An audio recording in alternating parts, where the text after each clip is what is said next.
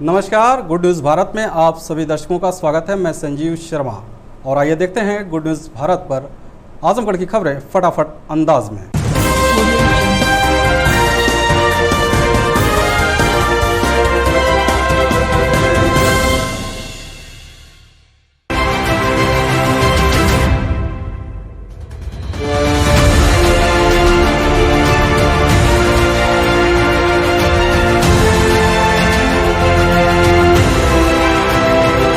आजमगढ़ जिले में अटेवा ने निकाली पदयात्रा। 21 नवंबर को लखनऊ घेरने की दी चेतावनी। बता दें कि पुरानी पेंशन बहाली के लिए निरंतर संघर्षरत अटेवा के राष्ट्रीय आह्वान पर अटेवा से जुड़े शिक्षकों, कर्मचारियों तथा अधिकारियों ने एनपीएस निजीकरण भारत छोड़ो पदयात्रा निकालकर सरकार से निजीकरण को समाप्त करने व पुरानी पेंशन बहाल करने की मांग की।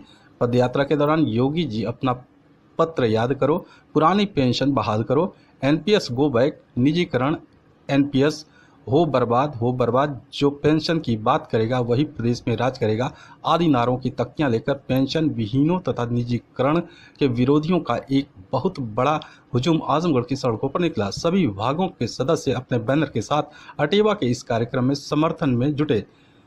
जिले के सभी ब्लॉकों के अटेवा इकाइयों, शिक्षक, कर्मचारी, अधिकारी पुरानी पेंशन बहाल करो का बैनर लेकर पदयात्रा में शामिल हुए। पदयात्रा डीएवी इंटर कॉलेज स्थित गांधी तिराहा से निकले तथा कलेक्ट्रेट आजमगढ़ पर पेंशन बहाल करने के लिए, निजीकरण को बंद करने के लिए मुख्यमंत्री को संबोधित ज्ञापन दिया गया। अटेवा के जिला संयोजक सुभाष चंद्र यादव ने बताया कि निजीकरण तथा एनपीएस के विरोध में आज हम सड़क पर हैं। सरकार को पुरानी पेंशन बहाली पर विचार करना होगा, निजीकरण को तत्काल बंद करना होगा। एनपीएस निजीकरण भारत छोड़ो यात्रा के संदर्भ में हम लोग ये पद यात्रा किए हैं। हमारी मांग है कि एनपीएस और निजीकरण को समाप्त करके कर्मचारियों को, अधिकारियों को, शिक्षकों को पुरानी पेंशन व्यवस्था फिर से लागू किया जाए, क्योंकि हमारे देश में एक विधान जब है तो कुछ लोगों को 4 पेंशन मिल रही है और जो कर्मचारी 25 साल 30 साल सेवा लगातार दे रहा है उसको जो है एक भी पेंशन नहीं मिल रही है। एनपीएस का मतलब 2 पेंशन स्कीम, और इससे हमारा इतना बड़ा नुकसान है, देश का भी नुकसान है कि हमारा और देश का दोनों का पैसा पूंजीपतियों के हाथ में जा रहा है। ये बहुत शर्मनाक बात है, इससे हमारे देश का भला होने वाला नहीं है। इसलिए अटेवा यह मांग करता है कि जब तक हमारे कर्मचारियों को, अधिकारियों को, शिक्षकों को पुरानी पेंशन की व्यवस्था की बहाली नहीं की जा सकती है, तब तक हम लोग लोकतांत्रिक तरीके से अपना आंदोलन जारी रखेंगे। आजमगढ़ न्यायालय ने मासूम के साथ दुष्कर्म के बाद हत्या के मामले में दोषी को आजीवन कारावास और 5 लाख रुपए जुर्माने की सजा सुनाई। बता दें कि मुबारकपुर थाना क्षेत्र के एक गांव में 21 नवंबर 2019 की रात आरोपी राम प्रवेश उर्फ लाल निवासी पिचरी थाना मुबारकपुर 5 वर्षीय मासूम लड़की को सोते समय उठाकर ले गया और उसके साथ दुष्कर्म करने के बाद गला दबाकर हत्या कर दी। हत्यारोपी ने लड़की की लाश को पोखरे के पास फेंक दिया। पुलिस ने जांच पूरी करने के बाद आरोपी राम प्रवेश के विरुद्ध चार्जशीट न्यायालय में प्रेषित कर दिया। विशेष लोक अभियोजक अवधेश कुमार मिश्रा ने पीड़िता के पिता समेत कुल 8 गवाहों को न्यायालय में परिचित कराया। दोनों पक्षों की दलीलों को सुनने के बाद अदालत ने आरोपी राम प्रवेश को दोषी पाया, लेकिन घटना के दिन आरोपी राम प्रवेश की उम्र 17 वर्ष से अधिक 18 साल से कम होने के कारण नाबालिग किशोर मानते हुए आजीवन कारावास तथा 5 लाख रुपए जुर्माने की सजा सुनाई। आजमगढ़ न्यायालय ने मासूम के साथ दुष्कर्म के बाद हत्या के मामले में दोषी को 20 वर्ष कारावास व 5 लाख रुपए जुर्माने की सजा सुनाई। बता दें कि मुबारकपुर थाना क्षेत्र के एक गांव में 21 नवंबर 2019 की रात आरोपी राम प्रवेश चौहान उर्फ लाला निवासी पिचरी थाना मुबारकपुर 5 वर्षीय मासूम लड़की को सोते समय उठाकर ले गया और उसके साथ दुराचार करने के बाद गला दबाकर हत्या कर दी। हत्यारोपी ने लड़की की लाश को पोखरे के पास फेंक दिया। पुलिस ने जांच पूरी करने के बाद आरोपी राम प्रवेश के विरुद्ध चार्जशीट न्यायालय में प्रेषित कर दिया। विशेष लोक अभियोजक अवधेश कुमार मिश्रा ने पीड़ित के पिता समेत कुल 8 गवाहों को न्यायालय में परिचित कराया। दोनों पक्षों की दलीलों को सुनने के बाद अदालत ने आरोपी राम प्रवेश को दोषी पाया, लेकिन घटना के दिन आरोपी राम प्रवेश की उम्र 17 वर्ष से अधिक 18 साल से कम होने के कारण नाबालिग किशोर मानते हुए 20 वर्ष के कठोर कारावास तथा 5 लाख रुपए जुर्माने की सजा सुनाई। आजमगढ़ नगर पालिका जलकर विभाग के कर्मचारियों ने मानदेय भुगतान की मांग को लेकर डीएम को सौंपा ज्ञापन। जिलाधिकारी कार्यालय पहुंचे कर्मचारियों ने बताया कि पिछले 8 माह से उनका मानदेय नहीं दिया गया, जिसके चलते उनका परिवार भुखमरी का शिकार हो रहा है। कर्मचारियों ने जिलाधिकारी को ज्ञापन सौंप मांग किया है कि आगामी त्यौहार को देखते हुए उनका मानदेय जल्द से जल्द भुगतान कराया जाए। और हम पंप अटेंडेंट के पद पर कार्यरत हैं और हमारा 16 माह से ईपीएफ बकाया है, जो कि पैसा देने के बाद भी नहीं जमा हुआ, और जो है 8 माह से वेतन बकाया है और हम लोग भूखों मर रहे हैं। और वहाँ कहने के बाद कहते हैं अधिकारी की बजट नहीं है जलकल में। बांग्लादेश में हिंदुओं पर हो रहे हमलों के विरोध में हिंदू जागरण मंच ने राष्ट्रपति के नाम आजमगढ़ डीएम को सौंपा ज्ञापन। जिलाधिकारी कार्यालय पहुंचे हिंदू जागरण मंच के जिला संयोजक विक्रांत ने बताया कि बांग्लादेश में हिंदुओं के ऊपर हमले हो रहे हैं, देवी देवताओं की प्रतिमाओं को तोड़ा जा रहा है, जो निंदनीय है। हिंदू जागरण मंच ने राष्ट्रपति व प्रधानमंत्री के नाम संबोधित ज्ञापन सौंप मांग किया है कि बांग्लादेश के हिंदुओं की सुरक्षा सुनिश्चित की जाए, साथ ही दोषियों के खिलाफ कार्रवाई के लिए बांग्लादेश की सरकार पर दबाव बनाया जाए ताकि आगे हिंदुओं पर अत्याचार न हो सके। आजमगढ़ जिले के अतरौलिया बाजार में चल रहे मेला में एसआई ने फुटपाथ दुकानदारों व मेला देखने आए दर्शनार्थियों को लगे भगाने। इस बात से नाराज दुर्गा पूजा समितियों ने नाराजगी व्यक्त करते हुए लामबंद हो गए और पुलिस के खिलाफ जमकर नारेबाजी करने लगे। साथ ही इसकी शिकायत एसपी व डीएम से भी की। दुर्गा पूजा समितियों के पदाधिकारियों ने आक्रोश व्यक्त करते हुए मूर्ति विसर्जन न करने की चेतावनी देने लगे। सूचना पाकर मौके पर पहुंचे सीईओ बूढ़नपुर गोपाल स्वरूप वाजपेयी व अतरौलिया थाना अध्यक्ष राजेश कुमार सिंह आक्रोशित दुर्गा पूजा समिति के पदाधिकारियों को समझाने में लगे रहे। काफ़ी मशक्कत के बाद किसी तरह मामले को सुलझाने के बाद मेला फिर से चालू हो सका। इस दौरान दुर्गा पूजा समिति के पदाधिकारियों ने क्या कुछ कहा, आप भी सुनिए। दरअसल मेले में आज मेले का दूसरा दिन है। प्रशासन के द्वारा जबरन तरीके से व्यापारियों की दुकानें बंद कराई जा रही हैं। पंडाल कमेटियों के सदस्यों को गाली दे करके और अपमानजनक शब्दों में अपमानित करके डीजे बंद करवाने के लिए कहा गया है और मेला जबरन जल्दी ख़त्म करवाया जा रहा है। अगर प्रशासन इस तरह की कार्रवाई करेगा तो हम विसर्जन नहीं करेंगे मूर्ति का। प्रशासन उसकी जिम्मेदारी लेकर के मूर्ति का विसर्जन स्वयं कराएंगे। हाँ, पत्रकार महोदय, मेला शांतिपूर्ण ढंग से चल रहा था। मेला एकदम बिंदास चल रहा था। 11 बजे अचानक पुलिस द्वारा डीजे ध्वनि विस्तारक यंत्र ज़बरदस्ती बंद करा दिया गया। इसके बाद दुकानदारों को ज़बरदस्ती ये लोग पुलिस अपना बल प्रयोग करके दुकान बंद करवा रहे थे। हम लोग बस अपने पंडाल में थे, बस जैसे ही बाहर निकले देखा कि जो एक पुलिस प्रशासन जो डंडे भाज रही, छोटे छोटे दुकानदारों को भगा रही है। इधर की भीड़ उधर को कर रहे हैं, उधर की भीड़ उधर को कर रहे हैं। तो हमने जो है कि टीटू से बोला कि भैया ऐसी बात है, तो ये भी गोला में पहुँचे और वहाँ पे जो है कि बातचीत हुई।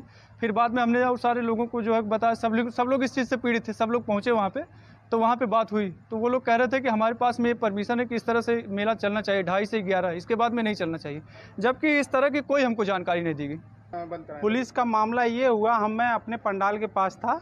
मेरे ही पंडाल के एक सदस्य हैं परवेश का सौदन, उन्होंने आया, उन्होंने बताया कि पुलिस विभाग यहाँ पे जितनी भी छोटी दुकानदार हैं सभी लोगों को मार रहे हैं, भगा रहे हैं। तो मैंने सुना, जब इन्होंने मुझे पूरी बात बताई तो इन्होंने कहा गोला क्षेत्र में पहुँचे होंगे। तो मैंने कहा तुरंत चलिए। तो हम दोनों लोग वहाँ पे पहुँचे। तो पहुँचने के बाद वहाँ पे नहीं थे, जो वहाँ से जगदीश तिरमोहानी से प्रशासन उधर से हो के आई है, उधर भी डांटते हुए आई है। तो तुरंत मुझसे गोला क्षेत्र में मुलाकात हो गई। मैंने एसआई हैं सुल्तान सिंह, उनसे बोला भी कि सर आप इस तरह क्यों कर रहे हैं। तो उन्होंने कहा कि 2:30 से 11 बजे तक का आदेश है। मुझे आदेश दिखा रहे थे और कह रहे थे डीजे का 10 बजे तक आदेश है। यही मामला है। आजमगढ़ कांग्रेस प्रवक्ता ने प्रियंका गांधी के 40% टिकट महिलाओं को देने की घोषणा को नारी सशक्तिकरण के तहत कार्य करना बताया। बता दें कि नगरपालिका स्थित कांग्रेस पार्टी कार्यालय पर कांग्रेस प्रवक्ता ओमकार पांडे ने मीडिया से बातचीत में कहा कि अखिल भारतीय कांग्रेस कमेटी की महासचिव उत्तर प्रदेश प्रभारी प्रियंका गांधी ने महिलाओं को 40% टिकट देने की घोषणा कर यह साबित कर दिया कि कांग्रेस पार्टी महिला सशक्तिकरण के लिए तेजी से काम कर रही है। उसी दिशा में उत्तर प्रदेश में कांग्रेस की सरकार बनने पर इंटर उत्तीर्ण बेटियों को स्मार्टफोन, स्नातक उत्तीर्ण बेटियों को इलेक्ट्रॉनिक स्कूटी देने की घोषणा प्रियंका गांधी द्वारा की गई है। महिलाएं प्रियंका गांधी द्वारा दिए गए नारे मैं लड़की हूं, लड़ सकती हूं और उनके संघर्षों से प्रभावित होकर तेजी से कांग्रेस से जुड़ रही हैं। आजमगढ़ जनपद के विभिन्न दलों की कई वरिष्ठ महिला नेत्रियों ने पार्टी कार्यालय पर संपर्क किया है और कांग्रेस में शामिल होने की इच्छा व्यक्त की है। उन्हें जिला अध्यक्ष प्रवीण कुमार सिंह शीघ्र ही कांग्रेस की सदस्यता दिलाएंगे। 2022 के विधानसभा चुनाव के लिए आजमगढ़ कांग्रेस जिला अध्यक्ष प्रवीण कुमार सिंह के नेतृत्व में चुनाव के लिए पूरी तरह तैयार है। आजमगढ़ के राजनीतिक समीकरणों के अनुसार जनपद के कुछ सीटों पर कांग्रेस का सीधा मुकाबला सपा से, कुछ सीटों पर बसपा से होगा। बीजेपी तीसरे नंबर की पार्टी होगी। जनपद के सभी 10 विधानसभा सीटों पर कांग्रेस अपने प्रशिक्षित कार्यकर्ताओं के दम पर अब की बार ऐतिहासिक प्रदर्शन करेगी। माननीय प्रियंका गांधी जी ने महिला सशक्तिकरण पर विशेष ध्यान दिया है। उदाहरण स्वरूप उन्होंने टिकट वितरण में 40% महिलाओं को टिकट देने की घोषणा की है। साथ ही साथ उन्होंने जब कॉलेज की छात्राओं और इंटरमीडिएट की कुछ छात्राओं से बात की तो उनको यह महसूस हुआ कि आज के युग में पढ़ने वाली लड़कियों को स्मार्टफोन और फिर स्नातक में पहुंचने वाली लड़कियों को स्कूटी की आवश्यकता है। तो उन्होंने इस बात को भी घोषणा पत्र में शामिल करने का ऐलान कर दिया है। इंटर पास लड़कियों को स्मार्टफोन पार्टी की तरफ से दिया जाएगा, सरकार बनने के बाद दिया जाएगा। और सरकार यदि बन गई तो स्नातक पास लड़कियों को स्कूटी दी जाएगी। आजमगढ़ कांग्रेस सभी 10 विधानसभा सीटों पर चुनाव लड़ने के लिए जिलाध्यक्ष प्रवीण कुमार सिंह के नेतृत्व में पूरी तरह तैयार है।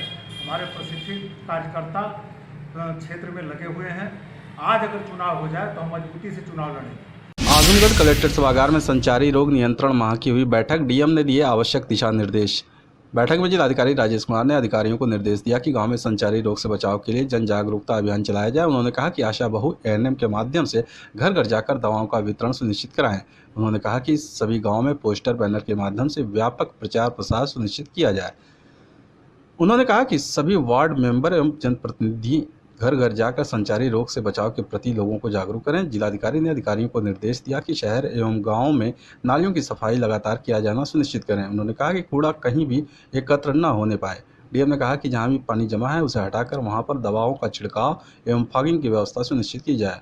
उन्होंने कहा कि शहरी एवं ग्रामीण क्षेत्रों के सभी स्थानों पर एंटी लार्वा एवं ब्लीचिंग पाउडर आदि दवाओं का छिड़काव सुनिश्चित करें। जिलाधिकारी ने बाल विकास विभाग, स्वास्थ्य विभाग, शिक्षा विभाग, पंचायत राज विभाग एवं दिव्यांगजन विभाग तथा अन्य संबंधित विभाग बच्चों के माध्यम से अभिभावकों को जागरूक कराएं।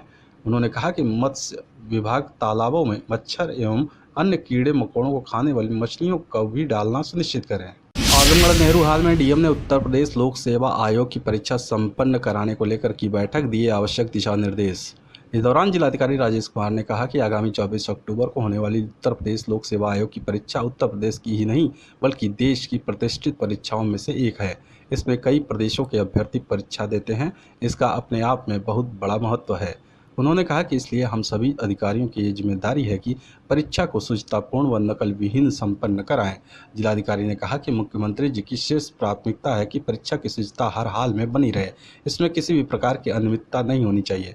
उन्होंने कहा कि परीक्षा संबंधी सभी कार्य निर्धारित समय पर पूर्ण करा लिया जाना सुनिश्चित करें। अपनी ड्यूटी एवं दायित्वों का निर्वहन पूरी ईमानदारी एवं निष्ठापूर्वक करें। उन्होंने कहा कि सभी केंद्र व्यवस्थापक परीक्षा केंद्रों के दरवाजे, खिड़कियां एवं शौचालय की व्यवस्था को सुनिश्चित कर लें। उन्होंने कहा कि दिव्यांगजनों को विशेष ध्यान रखते हुए उनकी मांग को पूर्ण किया जाना सुनिश्चित करें। जिलाधिकारी ने कहा कि सभी सेक्टर मजिस्ट्रेट, जोनल मजिस्ट्रेट एवं स्टैटिक मजिस्ट्रेट लगातार क्षेत्रों में भ्रमण करते रहें। किसी भी प्रकार का विवाद होने पर तत्काल समाधान करें अथवा उच्च स्तर पर सूचित करें। उन्होंने कहा कि परीक्षा के दिन सभी जिला स्तरीय अधिकारी लगातार क्षेत्रों में भ्रमण करते रहना सुनिश्चित करें। जिलाधिकारी ने कहा कि प्रत्येक परीक्षा केंद्र पर अभ्यर्थियों की चेकिंग के लिए पुरुष एवं महिला आरक्षी की व्यवस्था सुनिश्चित की जाए।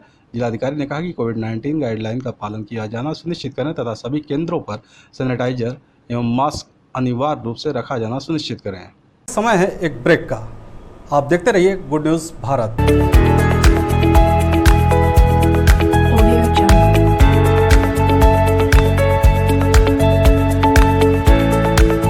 ब्रेक के बाद एक बार फिर से आपका स्वागत है और आइए देखते हैं आजमगढ़ की खबरें फटाफट अंदाज में।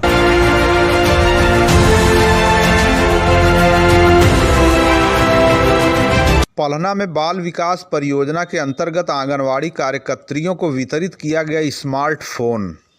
आज शुक्रवार को ब्लॉक सभागार पलहना में बाल विकास परियोजना के अंतर्गत आंगनवाड़ी कार्यकर्तियों को उत्तर प्रदेश सरकार द्वारा स्मार्टफोन वितरित किया गया। कार्यक्रम के मुख्य अतिथि के तौर पर भाजपा जिलाध्यक्ष ऋषिकांत राय उपस्थित रहे। उन्होंने आंगनवाड़ी कार्यकर्तियों की हौसला अफजाई करते हुए कहा कि जिस समय संपूर्ण विश्व कोरोना महामारी से जूझ रहा था, उस समय यह कार्यकर्तियां घर घर जाकर लोगों को जागरूक करने का काम कर रही थीं, जिसे सदैव याद किया जाएगा। कार्यक्रम में मुख्य रूप से ब्लॉक प्रमुख पलहना अनुराग सिंह उर्फ सोनू, परियोजना अधिकारी सुजीत कुमार, खंड विकास अधिकारी इंजीनियर राजीव शर्मा, राजेश कुमार शर्मा, जिला मंत्री भाजपा सुनील सिंह डब्बू, जिला मीडिया प्रभारी पंकज राय आदि प्रमुख रूप से मौजूद रहे। शरद पूर्णिमा के अवसर पर लगने वाला लालगंज का 2 दिवसीय मेला भारी जन सैलाब के बीच हुआ समाप्त। आज होगा मूर्तियों का विसर्जन। शरद पूर्णिमा के अवसर पर लालगंज में लगने वाला ऐतिहासिक 2 दिवसीय मेला गुरुवार की देर रात संपन्न हो गया। मेले में गुरुवार रात पूरी बाजार खचाखच भरी रही। बच्चे, बुजुर्ग, नौजवान और महिलाओं के संग लोग मेले का लुत्फ उठाते हुए देखे गए। पंडालों के बाहर युवा डीजे की धुन पर थिरकते हुए भी नजर आए। तरह तरह की दुकानों ने लोगों को अपनी ओर खूब आकर्षित किया।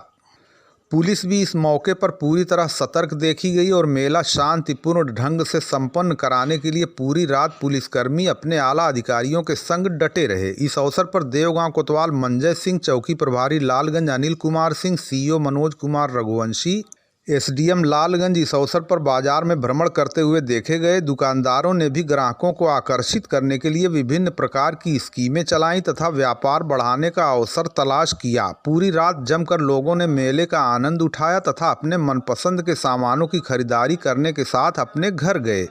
मेला शांतिपूर्ण ढंग से संपन्न होने पर प्रशासन ने राहत की सांस ली। आज शुक्रवार को स्थापित की गई मूर्तियों का विसर्जन किया जाएगा।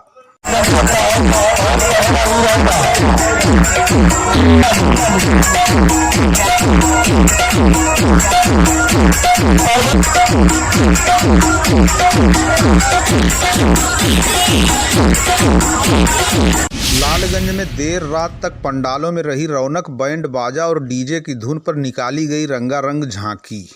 लालगंज के ऐतिहासिक 2 दिवसीय मेले के दूसरे दिन गुरुवार की रात पूरी बाजार दुल्हन की तरह सजा दी गई थी और रोशनी से पूरा नगर जगमगा उठा था। बुधवार के मुकाबले गुरुवार की रात देर तक भक्तों का जन सैलाब उमड़ा हुआ दिखाई दिया। इन सब के बीच बैंड बाजा और डीजे की धुन पर रंग बिरंगी झांकी निकाली गई, जो पूरी बाजार का भ्रमण करते हुए लोगों को आकर्षित करती रही।